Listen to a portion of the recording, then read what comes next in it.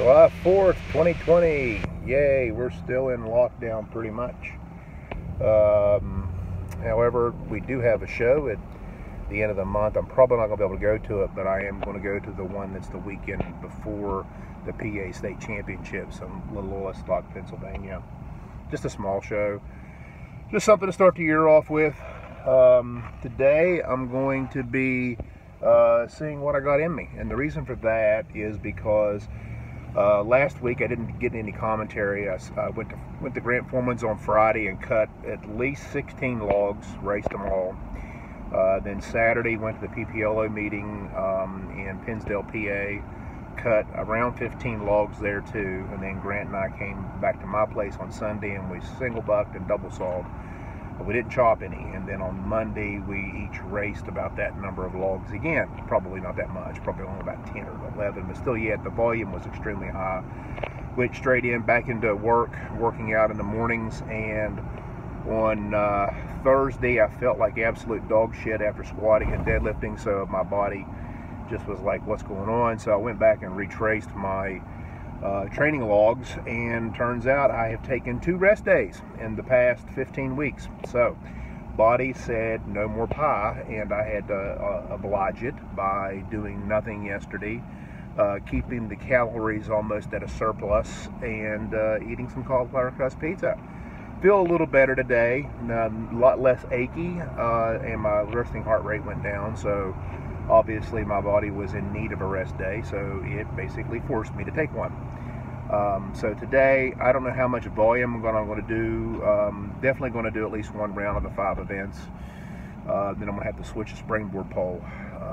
But we'll see what happens. I am not genuinely, don't have any goals in mind.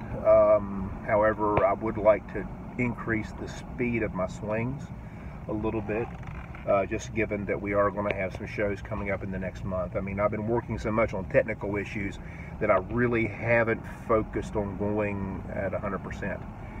And so anytime that you push the envelope is when technique breaks down. And so that's one of the reasons why I prefer to do race training, is because I am working on things. However, I am going to race because that's when it is going to be the most effective. I'm not going 100%. I'm going anywhere between 75 and 95%, depending upon how I feel that day. So we'll see what happens. All right, haven't done much commentary past couple sessions because I've been training with other people. It's difficult for me to actually to do these things when it's just me, when I'm working with other people, because I'm normally observing what they're doing and coaching and trying to improve their performances. So what I've got here is an 11-inch tree on a poolwood poplar, and this top hole is a very dry, sort of a sketchy thing, so I am not really sure what I'm going to be able to do with the top hole.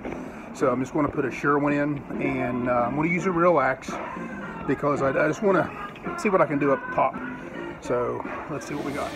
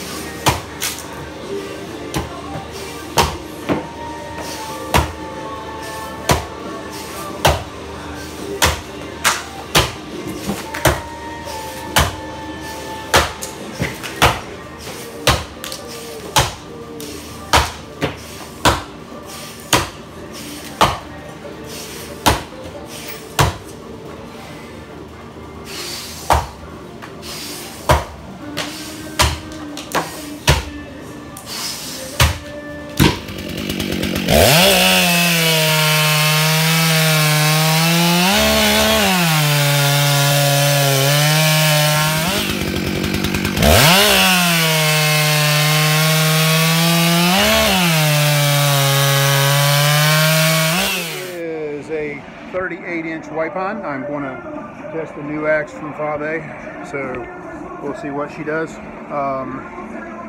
Ideally, I would probably cut this log an 8 and 8 with a good axe. I think it's a decent piece of wood.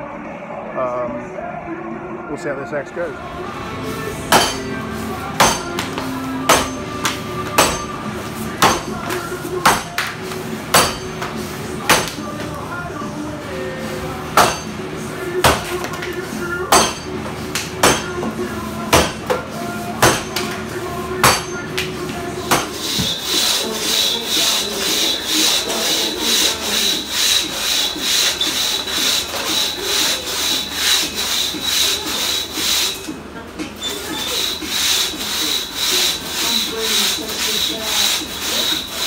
We got a 39-inch pine. I'm going to try another new axe. They're both 4s that were done up by Fave Cepho. I've had him do them up for Radiata, so we can cut our harder wood. That's one of the things I noticed about the axe I used in the last wood, which wasn't that great of a log, but it was still, the way I could feel in the wood, it just fell out, which suits my style. That's what a good Radiata axe does. It doesn't stick, and it's just, yeah. So we'll see what happens.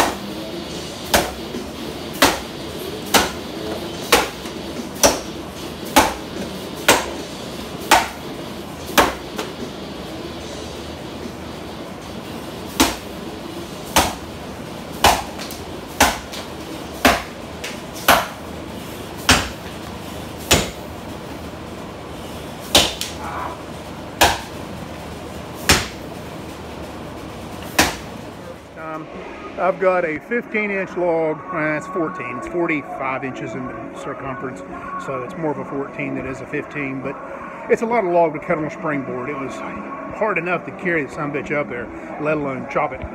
So, yeah, this is more about mechanics on the holes and then cutting up top. So I'm going to use a heavier axe, and I'm just going to sit back on the board and wail on it.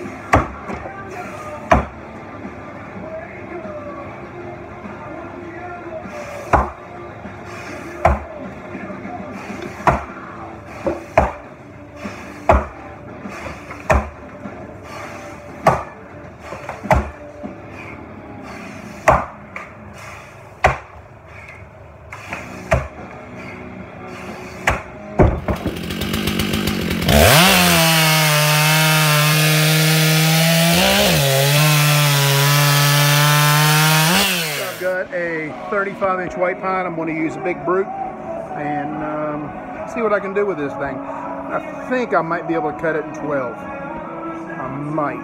That's a big might. We'll find out after I hit the first hit.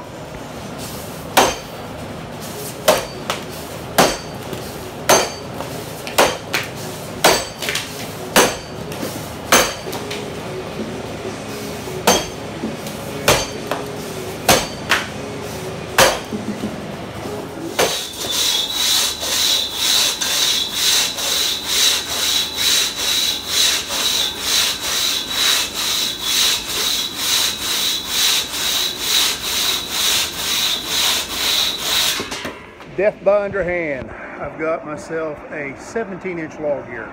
This thing's 53 inches in circumference, so it's bigger than a 17, and I'm going to cut it as a flipping underhand.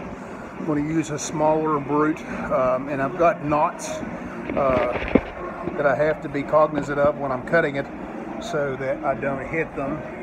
So I'm only opening like 13-inch scarfs in this thing, so I'm cutting it straight in. So this is going to be fitness. It's already about 95 degrees in here. The air's moving, so it's not too bad. So this is what I call death by underhand.